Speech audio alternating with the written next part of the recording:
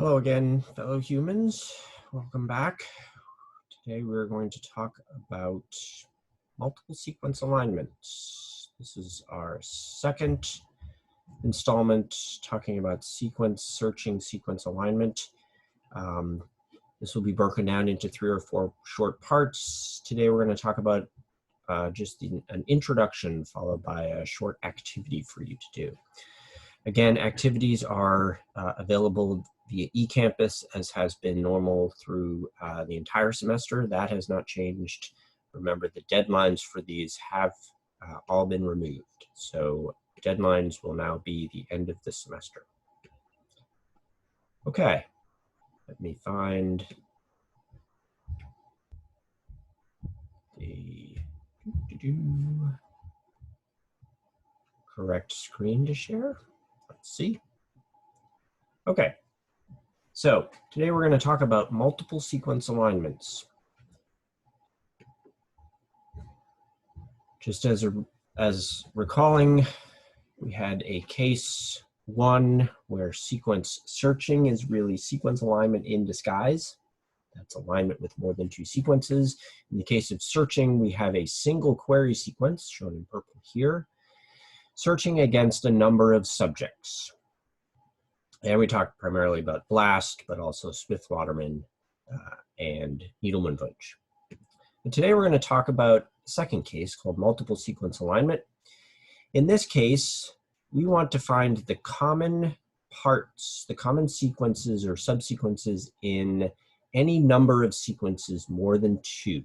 Here we call it K. So anytime that our K is greater than 2, we need a multiple sequence alignment approach.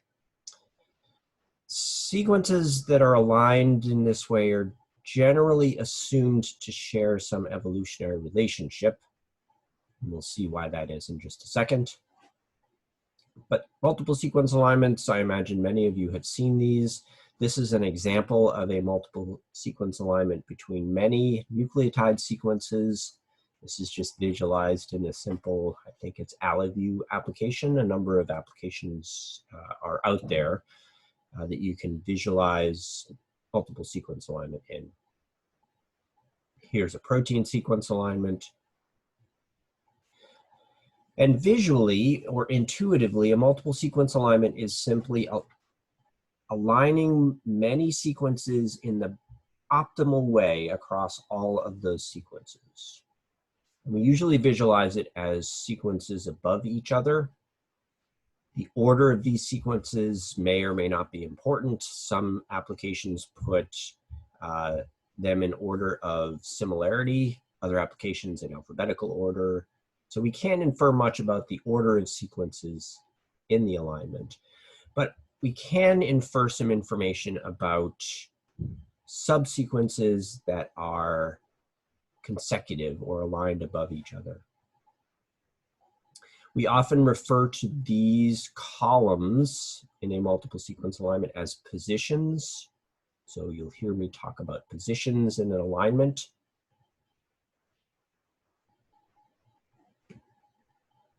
So why do we like multiple sequence alignments? Why are these useful in bioinformatics and biology in general? Well, there are lots of fundamental biological questions that use multiple sequence alignments. Some of these you may already know about, some of them may be new to you. For example, one of my favorites, when we're trying to estimate the phylogeny of different organisms, oftentimes those phylogenetic trees start with a multiple sequence alignment. When we're trying to predict structure, when we're trying to identify critical residues in particular proteins or genes, when we're trying to predict sequence motifs, for example, areas of a protein that may be involved in a particular function, and when we're trying to cluster protein families or gene families together. This is not an exhaustive list. This is just 5 of the perhaps the most popular biological uses for multiple sequence alignments. And as I hope you note, these are very fundamental processes here, fundamental questions we are asking. So understanding how to build a good multiple sequence alignment is crucial to answering some of these or approaching some of these fundamental questions.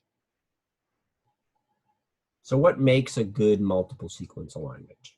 You can't just throw a bunch of sequences in and consider them aligned.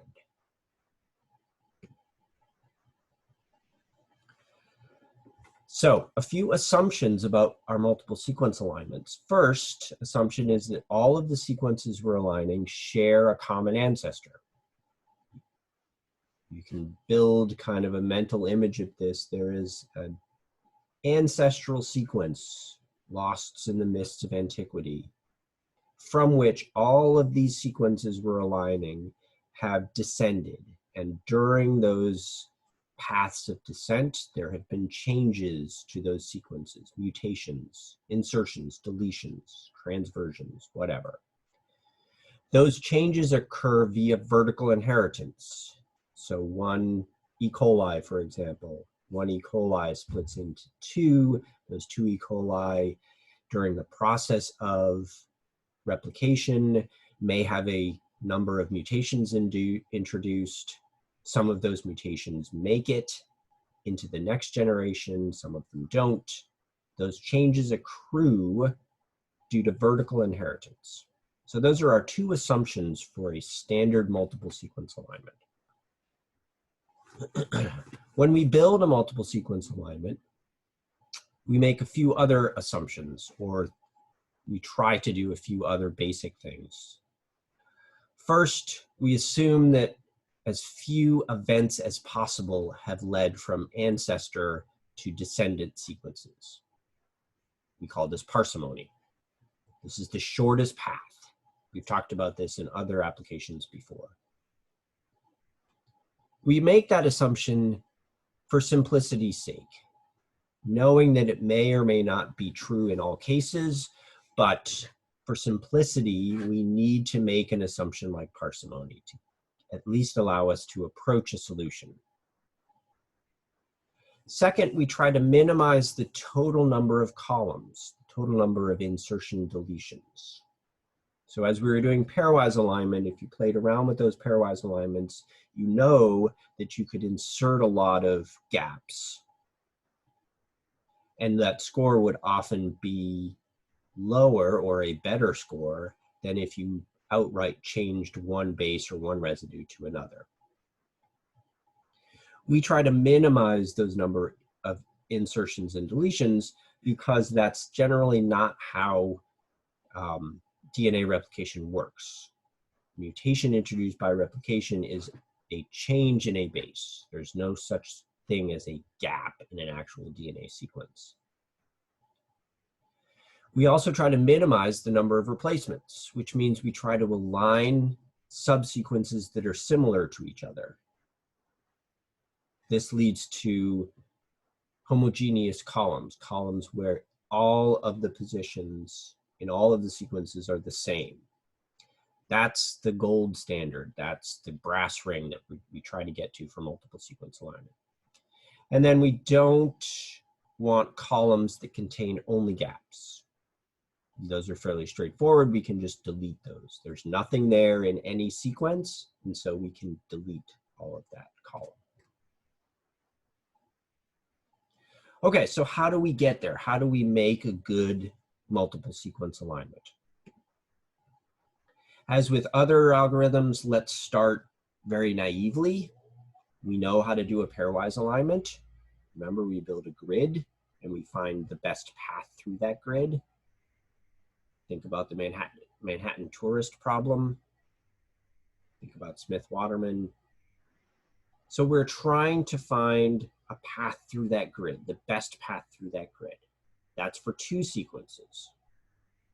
So in the absence of any other approach, we might think, okay, let's apply that to multiple sequences.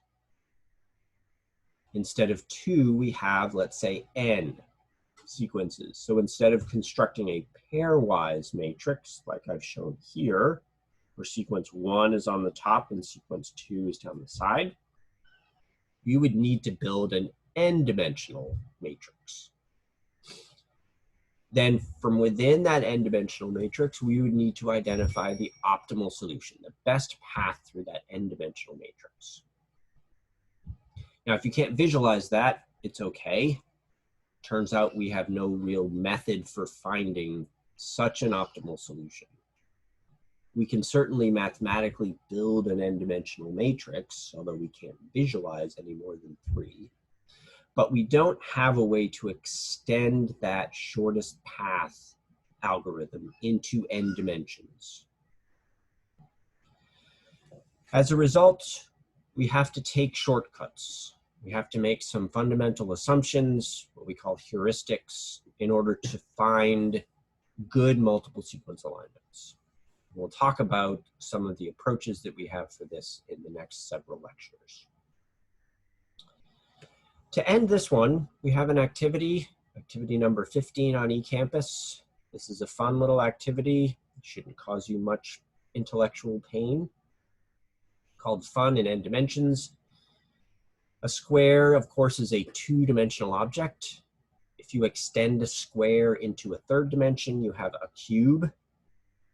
If you extend a cube into the 4th dimension, you have something called a tesseract. Tesseracts have long been a subject of fascination because they're such a simple concept. You take a cube, extend it into one more dimension, but they have staggering levels of complexity. What is that dimension? What does it mean to be existing in 4 dimensions? So, for this activity, I want you to go find any two popular cultural references that involved a tesseract. You can also include any special properties or qualities borne by the tesseract.